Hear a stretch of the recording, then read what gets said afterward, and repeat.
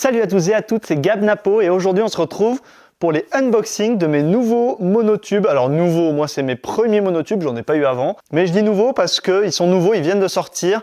Jusque là, les monotubes c'était surtout Gravity qui les vendait et globalement tout le monde connaissait les monotubes Gravity. Gravity se prend un concurrent en pleine face, à savoir K&M, qui sont en plus pas trop mauvais en termes de qualité de finition. Je pense que c'est au moins équivalent à Gravity, voire peut-être même à peine mieux en termes en termes de notoriété, de qualité produit, dites-moi si je me trompe. Généralement, ils se placent plutôt sur des tarifications un petit peu plus élevées que Gravity. Justement, Gravity était plutôt placé comme un entrée de gamme. Dites-moi votre avis là-dessus. Moi, c'est comme ça que je l'avais interprété. Si vous le pensiez différemment, n'hésitez pas à me le dire dans les commentaires. Enfin bref, aujourd'hui, on va unboxer deux types de monotubes. Ceux qui sont uniquement pour les enceintes et ceux qui sont pour les enceintes et la lumière. C'est quoi la différence? Il y en a un qui est vachement plus grand que l'autre.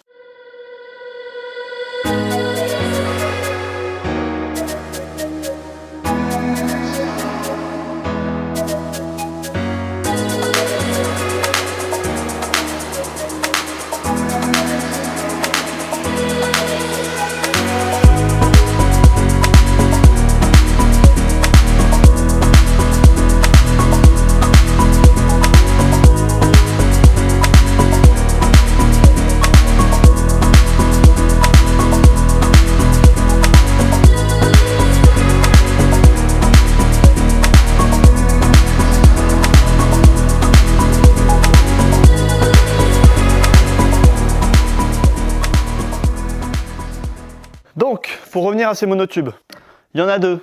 Les deux sont des tout nouveaux produits qui viennent de sortir de chez K&M. Et donc, il y en a un qui est vers 120-130 €. Lui, je crois qu'il est à peine plus cher que le moins cher des Gravity. Le moins cher des Gravity est à 125, donc je crois qu'il est à 130, un truc comme ça. Et lui, il est à 88 € chez Thomann. Ces deux produits, déjà, il y a deux tailles vraiment différentes, hein, ça se voit. Pas dans le diamètre, hein, c'est les mêmes diamètres, mais par contre, en termes de hauteur, ça c'est la hauteur minimum. C'est la hauteur minimum, et puis vous voyez bien que au niveau des embases, qu'elles n'ont pas du tout la même taille.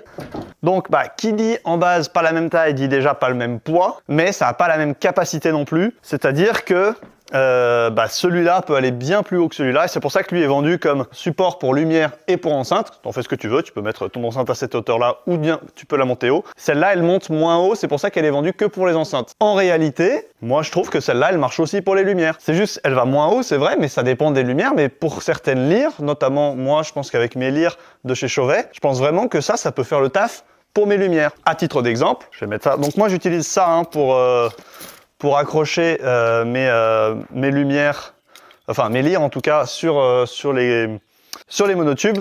Donc ça c'est un petit adaptateur Gravity, et puis là il y a juste une vis que j'ai vissée là-dessus qui attache le camlock. Et comme ça, ça je peux toujours le garder assemblé.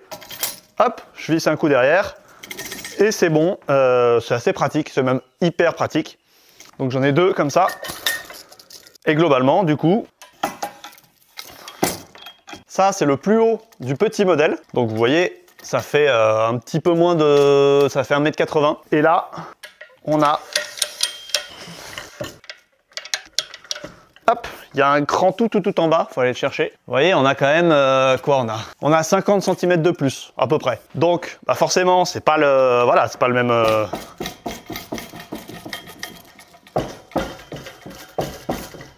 Qui dit plus grand dit plus de balancier, c'est sûr. En haut, ça balancera forcément un peu plus. Après, c'est pas souvent que j'ai besoin de mettre une lumière aussi haute. Et si je mets une lumière aussi haute, très honnêtement, ce sera probablement une lumière comme celle-ci, donc le Swarmwash FX ILS, qui, une fois en hauteur, ne bouge pas. Donc ce sera pas un problème en fait que ce soit haut. Je veux dire, il y aura pas un manque de stabilité vu que ça bouge pas. Donc c'est un peu comme ça que je le conçois. Si je dois mettre quelque chose très en hauteur, c'est plutôt un truc qui bouge pas. Et si je dois mettre un truc à cette hauteur-là, max, c'est plutôt une lyre. Et là, franchement, hop, ça passe nickel, quoi. Hop, et voilà. Et ça, je trouve que c'est déjà une hauteur suffisante, en fait, pour une petite lyre. Évidemment, un produit qui a une embase plus large peut soutenir plus de poids. C'est lié au contrepoids. Mais voilà, comme il va moins haut, ça, voilà, c'est à peu près équivalent. Enfin, équivalent, non, c'est pas équivalent. Celui-là peut soutenir plus de poids que celle-ci. Cependant, vu que mes lyres, elles sont pas très grosses, c'est des petites lyres et c'est très bien comme ça, eh bien, même là, ça suffit. Ça suffit largement. C'est pas censé être bousculé. Et puis même, au pire, je le mets un cran en dessous, je gagne combien? Je gagne 15 cm et je pense que ce sera quand même suffisant. Donc voilà un peu pour ces deux totems. Enfin, c'est pas des totems du coup, c'est des monotubes de chez K&M. Bah, je les aime beaucoup, franchement, je suis très content de la qualité de finition. J'ai jamais essayé les Gravity encore, donc à l'occasion, j'essaierai de comparer. Mais en tout cas, bah, c'est cool d'avoir un tube comme celui-là, là, lui surtout, qui est à moins de 100 balles, donc il est à 88 €. Et franchement, c'est un des moins chers du marché pour ce qu'il fait. Et franchement, il fait aussi bien enceinte que lumière, voilà, qui vont pas trop haut. Donc c'est un super bon compromis pour commencer à avoir un setup un peu plus épuré. Et en même temps, pour payer moins cher, tout simplement. C'est tout. C'est tout ce qu'il y a à dire. Et enfin, la petite touche finale, c'est les housses. Alors vous allez me dire, oui, c'est des housses Gravity. C'est vrai. Donc c'est pas des produits Gravity, et c'est des housses Gravity. Bah, j'avais envie d'acheter les produits K&M et ils vendent pas de housses K&M, c'est con. Du coup, j'ai acheté les housses Gravity. Voilà. Donc, ce qui est bien important de comprendre concernant ces housses, c'est que on est sur une housse qui a une certaine longueur. Ok. Et qui a un double contenant à l'intérieur. Vous voyez? À l'intérieur, là, hop, faut que je le rétablisse un peu. Il y a une paroi, qui permet de mettre 2 tubes. Donc, un truc comme ça, c'est fait pour mettre 2 tubes. Donc là, typiquement, j'en ai 2.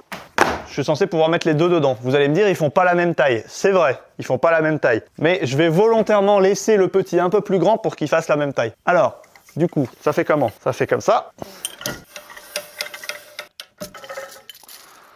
Alors, qu'est-ce que ça donne là? On va enlever ça. C'est dans quel sens qu'il faut tourner? C'est comme ça. Hop. Hop. Vous voyez, ça c'est un peu court. Donc moi je vais essayer de les mettre à peu près à la même taille. Bon, c'est pas exactement la même taille, mais ça s'en rapproche. Et ce que je voulais voir surtout, c'était par rapport à la taille de ça. Et ben ça c'est nickel, vous voyez. Ça rentre pile bien dedans. Et l'autre, du coup, un tout petit peu plus grand, mais normalement ça rentre pile poil parce que c'est conçu pour cela. Hein. Hop. Alors, vous voyez, je l'avais laissé au dernier cran, ça rentre pas, donc il faut vraiment l'enlever jusqu'au bout. Ah putain, ah si, ah, j'ai eu peur, j'ai cru que ça rentrait pas. J'avais bien vérifié les tailles. Il faut vraiment le mettre au plus court. Hop. Franchement, ces housses, c'est un régal. C'est un régal. En termes de fonctionnalité pour transporter, pour protéger, c'est trop bien d'avoir des housses comme ça. C'est bien équilibré, c'est top. Là-dessus, il y a rien à dire. Ça, j'avoue que les housses Gravity, bonne épaisseur, bon transport, rien à dire. Et du coup, maintenant pour la plaque, alors là c'est différent. Hein.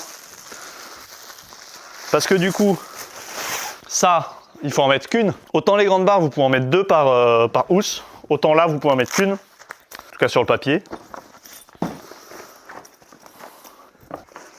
Celle-là, elle rentre nickel. Alors vous pouvez en mettre qu'une, mais il y a de la place. Hein. En vrai, on peut peut-être même en mettre 2. Après, c'est juste que c'est au niveau du poids, quoi. Quand vous en mettez 2, ça devient lourd, quoi. Mais ça a le mérite de bien se transporter.